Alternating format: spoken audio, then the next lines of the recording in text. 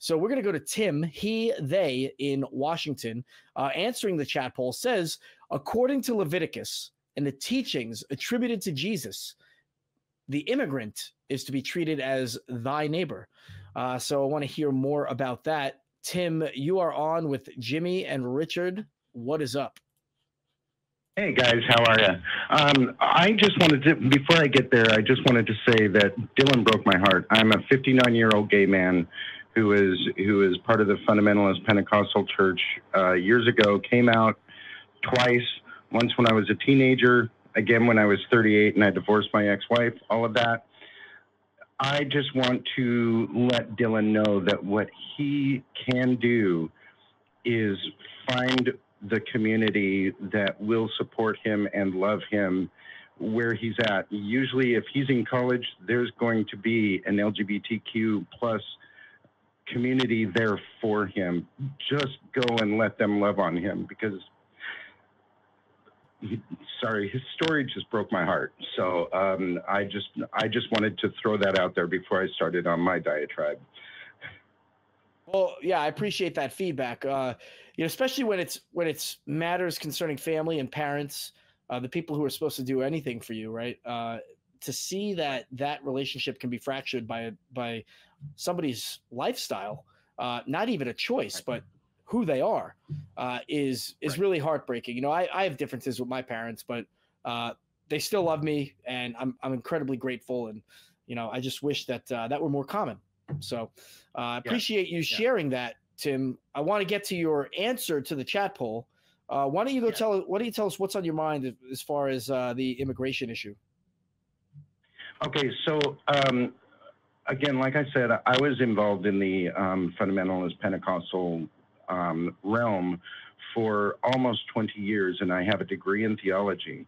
And so there are a couple of different things that relate to the chat poll, and that is Leviticus 19:34 says, "You shall treat the stranger who sojourns with you as the native among you, and you shall love him as yourself, for you were strangers in the land of Egypt. I am the Lord your God."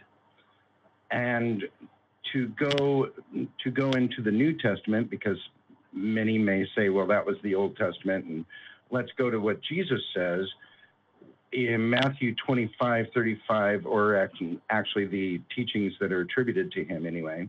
"For I was hungry and you gave me food. I was thirsty and you gave me drink. I was a stranger and you welcomed me." Basically saying anything that you do, that was his sermon of anything that you do to the least of my brethren, you do to me. And so when we treat the sojourner, the immigrant, the stranger, as if they were native, then what we are doing is doing what is attributed to Jesus as doing. And also, kind of a sidecar to that, feeding the poor is as well, because I had the scripture up and I couldn't find it. But there is one that says something about feeding the poor and treating them as you do the sojourner. It was another Leviticus thing that said, if your brother, this is Tim Gwaine paraphrase here, if your brother, there it is, Leviticus 25:35. "If your brother becomes poor and cannot maintain himself with you, you shall support him as though he were a stranger and a sojourner, and he shall live with you." Yeah. So Tim, I think what you're establishing here is a great amount of evidence, if you will. I use that term loosely because we're pointing to the script, and we're pointing to the thing that believers take as the, I guess, inerrant word and the instructions from their God, right? And so clearly it states that we are to treat people who are needing help as we would treat our own kin, right? Or our own brethren, if you will. Yeah. And so where is the disconnect? Where is it that, or how is it that they can take that and not apply it to the people who so need our help most of all. And those are the people who are coming from lifestyles in different places that nobody should be subject to. And I can get into detail, but I don't think it's necessary at this point. There is a lot of hypocrisy when it comes to Christianity, especially being in the United States and setting policies that would make other Christians suffer horrible, horrible atrocities instead of helping them.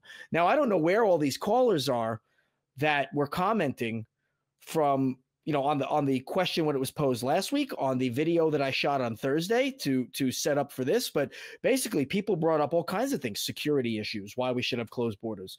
They talked about how it's essentially bad for the host country for a number of reasons. But where are these callers? Where are these believers?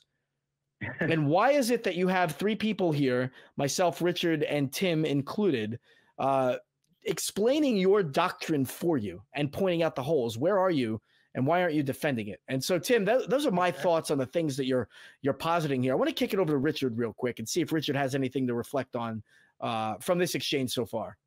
Yeah, I think it's pretty self-evident what you've just said, Jimmy, that, we're here. We're sat here saying, Jesus says this. Jesus, and, we're not even arguing against any of this at the moment. We're just saying, yeah, this is what Jesus says. This is what the Bible reports that Jesus says. Mm-hmm. Why aren't you here? Yeah. Why aren't you here saying to us, look, Jesus might say this, but it's my opinion that it doesn't apply in this case, because you're quite happy to shout it loud and proud from the rooftops on your Twitter accounts, on your TikTok accounts, on when you're just posting on your social media page from pages. Your pulpit. Yeah, from your pulpit. But right. you can't seem to call into a show where we're saying, yeah, Jesus does say these things. We agree with you. Jesus says these things, but that is in direct contradiction to what you are saying. There is a disconnect. Why is that disconnect there?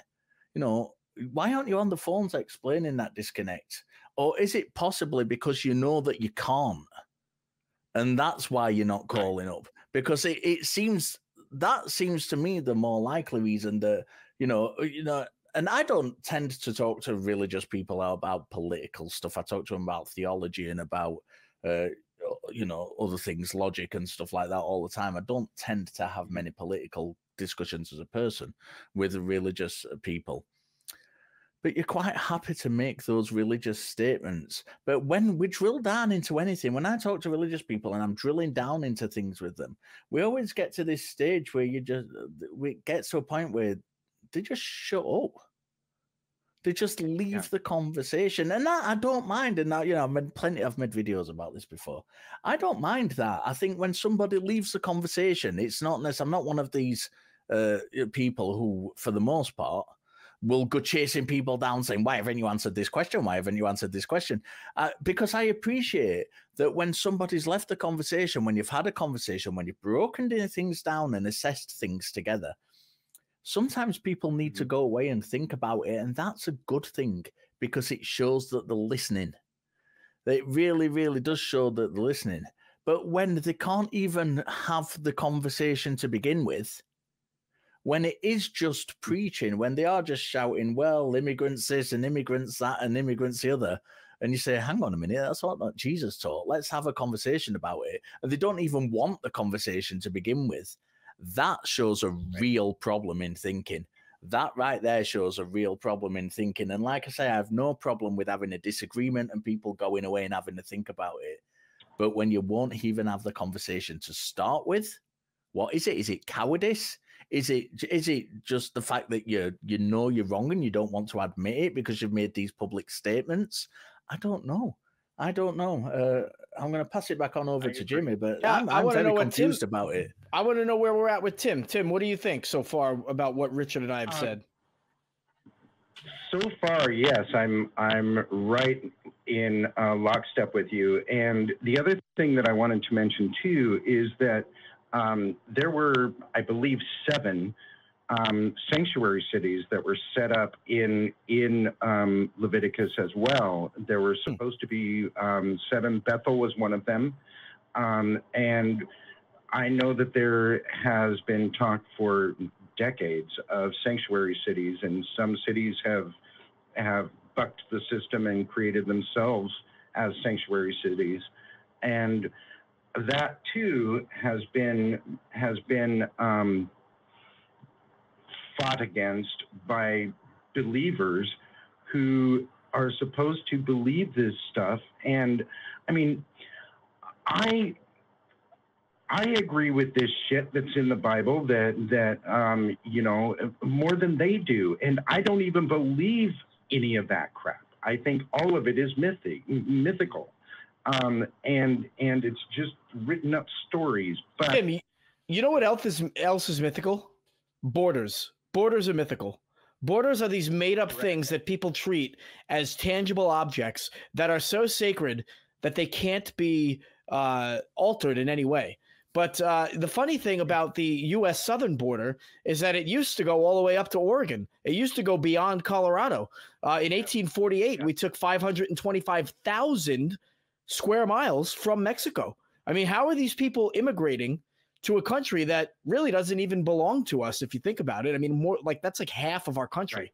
You know, we kind of took it from them and then called them names and stereotyped them. And it really is just it's atrocious. It's immature, stupid behavior, if I'm being frank. And the fact that you don't have the gall to stand up and defend your asinine beliefs just goes to show the level of cowardice that you walk around with. And I'm going to, you know, I agree with Richard. And, you know, I think that it's okay in an issue like this for us to be harsh. Look, I love having warm, accepting conversations. And I like being the nice guy. I've heard that I'm the nice guy in some comments, but you know, that's not always the case. You know, this is one of those situations. Yeah, I'm sorry. Cognitive dissonance is absolutely repulsive. You've got to actually think rationally, I think. And the problem is, sorry for jumping in, but the problem is with that statement is that cognitive dissonance is exactly what it is. And you're not aware you're doing it in a lot of cases.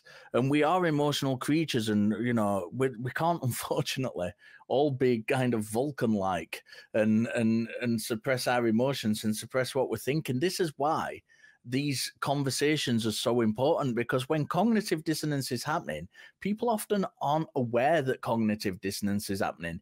It's only when we have the conversation, and this is why I keep stressing that people should call in rather than just preaching in the chat and stuff. It's very important that the conversation is had, because when we can break things down and really kind of get into the nitty-gritty with things, it really shows that cognitive dissonance for what it is, and it exposes it.